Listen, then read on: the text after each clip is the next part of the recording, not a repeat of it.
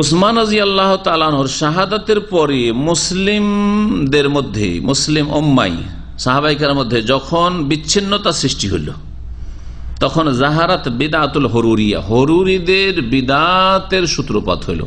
হুরুরি খারেজিদের আরেকটি নাম। হুরুরা নামে একটি গ্রাম ছিল ইরাকে।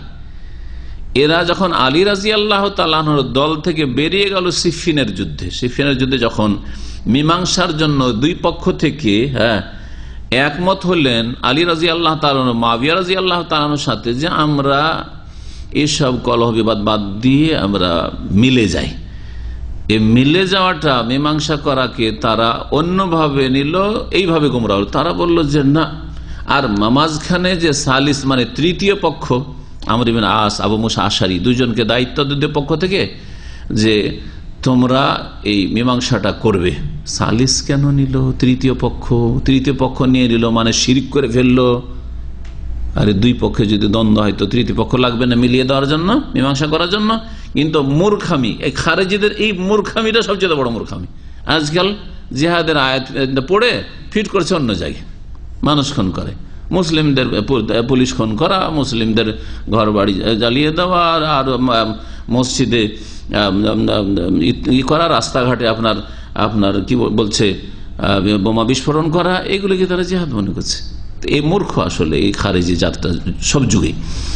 তো এরা বললো যে না, যখন তৃতীয় পক্ষ সালিস মেনেছে আলী, তো আলীও কাফের, মুআবিয়াও কাফের বলে আলী রাজা তারা দলে এরা ছিল, বেরিয়ে চলে গেল, দিয়ে একটা গ্রামে গিয়ে আশ্রয় নিল। ওই গ্রামটার নাম হচ্ছে হুরুরা। এই জন্য এই খারিজি দলকে কি বলা হয়? হুরুরি বলা হয়। মা আয়েশা রাদিয়াল্লাহু তাআলা আনহার বর্ণিত একটি হাদিসে রয়েছে, যখন একজন জিজ্ঞেস করেছিল যে মাসিক অবস্থা সম্পর্কে একটু কঠোরতা অবলম্বন করে মাসলা জিজ্ঞেস করতে হবে, হুরুরিয়াতুন আনতে, তুমি কি খারেজি মহিলা নাকি যে মাসলা এই ধরনের কথা বলছো? ইসলামের শহর থেকে দূরত্ব হিসাবে বিদাতের জন্ম হয়েছে। যে শহরগুলি যত দূরে তত বেশি বিদাত জন্ম নিয়েছে। ফালাম্মা হাদাসাতিল ফুরকাতু বাদা মাকতালে উসমান জাহারাত বিদাতুল হুরুরিয়া, যখন উসমান রাদিয়াল্লাহু তাআলা আনহুর শাহাদাতের পরে মুসলিম জাতিতে বিচ্ছিন্নতা দেখা দিল, ফাটল দেখা দিল, তখন খারেজিদের বিদাতের সূত্রপাত হইল, খারেজিদের বিদাত বেরোল। যেই দলটি উসমান রাদিয়াল্লাহু তাআলা আনহুর বাড়িতে আক্রমণ করার জন্য আসলো আর খুন করলো, তারা হচ্ছে খারেজি।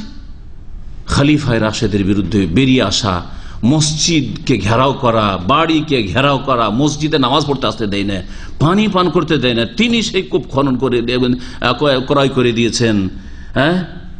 এরা হচ্ছে প্রথম খারেজি, প্রথম বাগী। সুতরাং মুসলিম শাসকের বিরুদ্ধে কোন যুগে বেরিয়ে কল্যাণ এনেছে এমন ইতিহাস নেই। এটি আমার কথা নয়, এটি ইমাম ইবনে তাইমিয়া রাহিমাহুল্লাহ বলছেন যে 1400 বছর ইতিহাসে মুসলিম জালেম শাসকও যদি হয়, আরে উসমান জালেম ছিলেন না, ওরাই জালেম ছিলেন, কিন্তু যদি জালেম গুনাহগার ও শাসক হয়, জালেম শাসকের বিরুদ্ধে বেরিয়েও কখনো যে কল্যাণ নিয়ে এসেছে এমনটা দেখা যায়নি।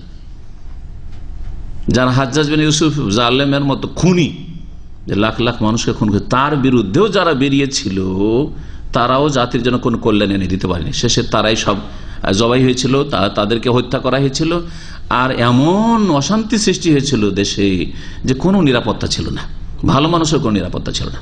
সন্দেহের ভিত্তিতে ধরে ধরে জবাই করতো আর বন্দি করতো। হবে না এবার 2-4 জন যদি লোক, কিছু ধার্মিক লোক জালেম শাসককে যদি মেরে দেয়, তো বাকি যতগুলি ধার্মিক তাদের জুলুম অত্যাচার চলবে না?